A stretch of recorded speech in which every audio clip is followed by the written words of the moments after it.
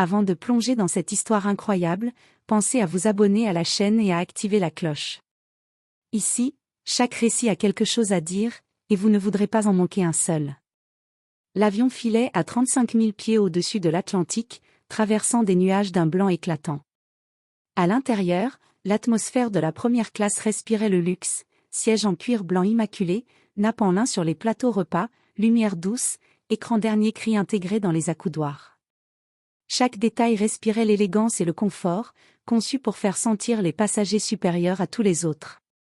Assise près du hublot, Margaret Thompson, une femme dans la cinquantaine, coiffée et maquillée à la perfection, parcourait son magazine de mode avec un froncement de sourcils. Chaque mouvement trahissait son impatience et son sentiment de supériorité. Sa réputation la précédait, riche, influente, mais notoirement raciste et méprisante envers ceux qu'elle considérait comme inférieurs. En face d'elle, installé dans le siège central, Marcus Jefferson lisait calmement un dossier de documents. Son apparence était celle d'un homme ordinaire, costume impeccable, lunettes discrètes, attitude posée. Mais sous cette apparence tranquille se cachait un secret que Margaret ignorait complètement. Marcus n'était pas un simple passager. Il était le propriétaire de la compagnie aérienne, l'homme derrière chaque vol, chaque décision, chaque règle de l'entreprise. Alors que Margaret sirotait son champagne, elle remarqua que Marcus avait placé son sac dans le compartiment à bagages de manière légèrement maladroite. Elle se redressa immédiatement, le visage rouge d'indignation. « Excusez-moi. Vous ne pouvez pas faire attention ? Nous sommes en première classe, ici. » La voix tremblante de colère, l'air condescendant, elle ne voyait pas l'homme face à elle.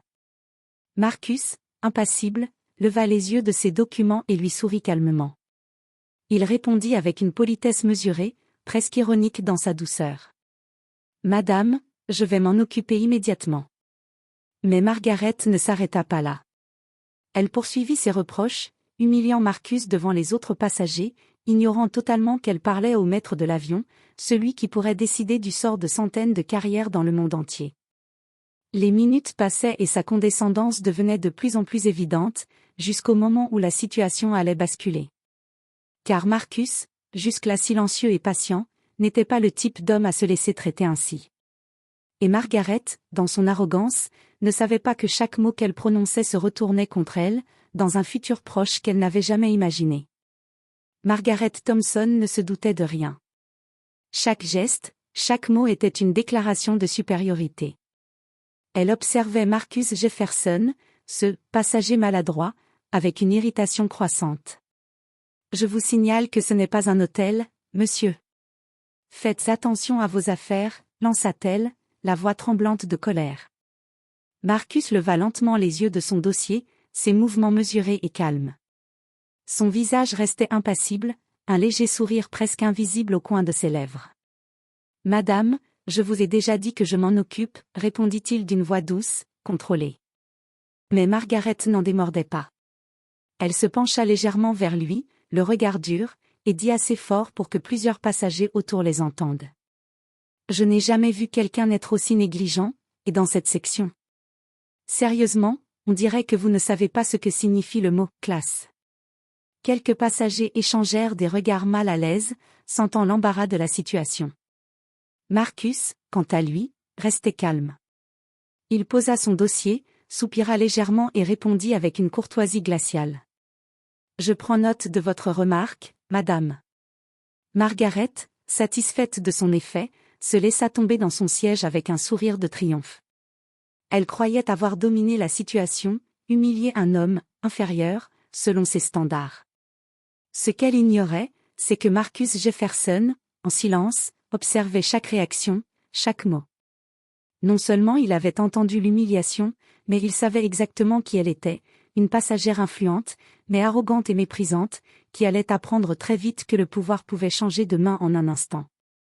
Et le vrai choc ne faisait que commencer. Après l'éclat de colère de Margaret, un silence gêné s'installa dans la cabine. Les passagers de première classe détournaient à peine les yeux, intrigués par la confrontation. Mais Marcus Jefferson restait impassible, feignant une indifférence qui irritait encore plus Margaret. Alors qu'elle savourait sa victoire, Marcus prit doucement son verre de jus d'orange, le posa sur le plateau et lui adressa un sourire poli mais pesant. « Madame, permettez-moi de vous montrer quelque chose. » dit-il calmement. Margaret, surprise par ce ton posé, fronça les sourcils. « Montrez-moi quoi ?» demanda-t-elle d'un ton méprisant, persuadée qu'il ne pouvait que la servir ou la laisser parler.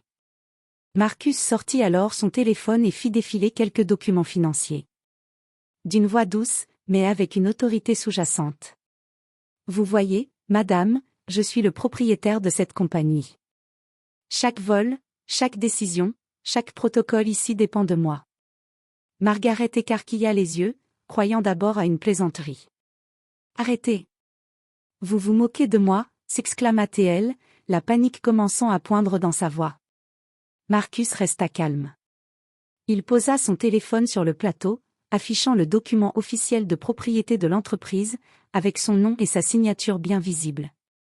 Les passagers autour eurent à peine le temps de regarder avant que la tension ne devienne palpable.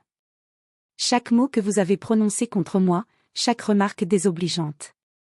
Tout cela pourrait avoir des conséquences inattendues, » ajouta Marcus, un léger sourire ironique aux lèvres. Margaret sentit son cœur se serrer. Son arrogance s'effondrait. Tout son monde de supériorité semblait s'effriter en une fraction de seconde. Elle avait cru humilier un inconnu, et elle se retrouvait face à l'homme qui avait le pouvoir sur sa carrière, sa réputation et même ses voyages futurs. Un silence de plomb s'installa dans la cabine.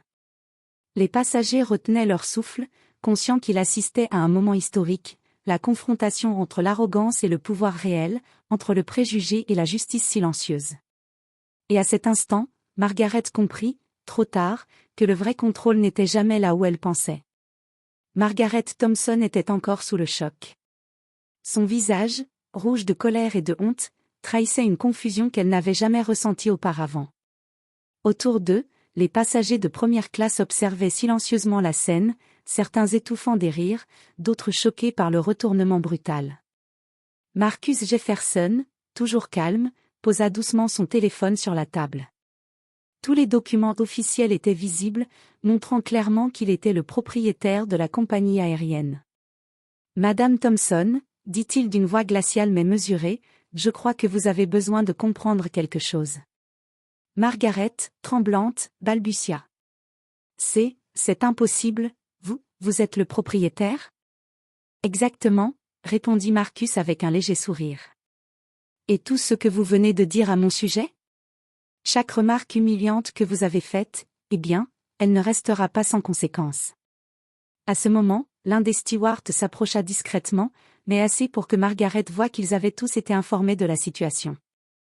Marcus se leva légèrement, calmement, annonça à voix haute. « Mesdames et messieurs, je voudrais que vous sachiez que je suis Marcus Jefferson, propriétaire de cette compagnie.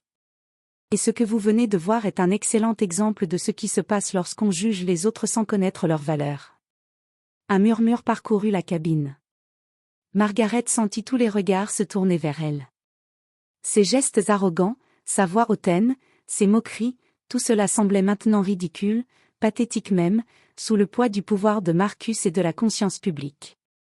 Rouge de honte, incapable de répondre, Margaret balbutia quelque chose qui ressemblait à des excuses, mais Marcus l'interrompit poliment.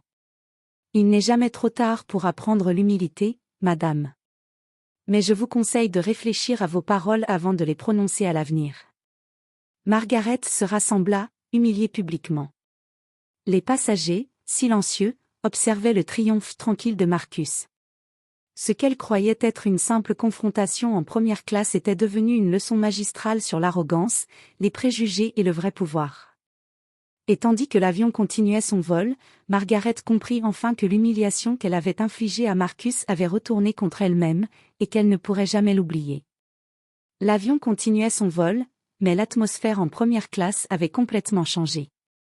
Margaret Thompson, assise, les mains crispées sur son sac, ne savait plus où se mettre. Son arrogance avait disparu, remplacée par une gêne profonde et un sentiment d'humiliation qu'elle n'avait jamais connu. Marcus Jefferson, assis calmement en face d'elle, observait la scène sans un mot. Son sourire, discret mais plein de puissance, disait tout, le contrôle était désormais entre ses mains. « Madame Thompson, » dit-il enfin, d'une voix douce mais ferme, j'espère que vous avez compris qu'on ne peut jamais juger quelqu'un sur son apparence. Margaret, incapable de soutenir son regard, murmura. Oui, je comprends. Marcus hocha lentement la tête. Très bien. Mais rappelez-vous, l'humilité n'est pas une faiblesse. Elle est la clé pour respecter les autres et éviter les erreurs que vous venez de commettre. Alors que le reste des passagers regardaient discrètement, certains esquissant des sourires en coin, Margaret se recroquevilla sur son siège, consciente que cette leçon resterait gravée en elle pour toujours. Elle venait de perdre sa dignité en public, mais Marcus, avec calme et élégance, avait choisi de ne pas l'humilier davantage. Avant d'atterrir, Marcus se leva, se dirigea vers la cabine et fit un dernier geste de politesse. « Je vous souhaite un bon vol, Madame Thompson. Et peut-être, la prochaine fois, un peu plus de respect. » Le reste du vol se passa dans un silence respectueux. Margaret resta plongée dans ses pensées, méditant sur ses paroles et son comportement. Marcus, quant à lui, reprit tranquillement ses documents, son regard calme et assuré, rappelant à tous que le véritable pouvoir ne réside pas dans l'arrogance, mais dans le contrôle tranquille et la justice subtile. Et lorsque l'avion toucha enfin le sol, il ne restait qu'une leçon claire pour tous ceux qui avaient assisté à la scène: on ne peut jamais sous-estimer quelqu'un, et le véritable pouvoir appartient à ceux qui savent le porter avec dignité.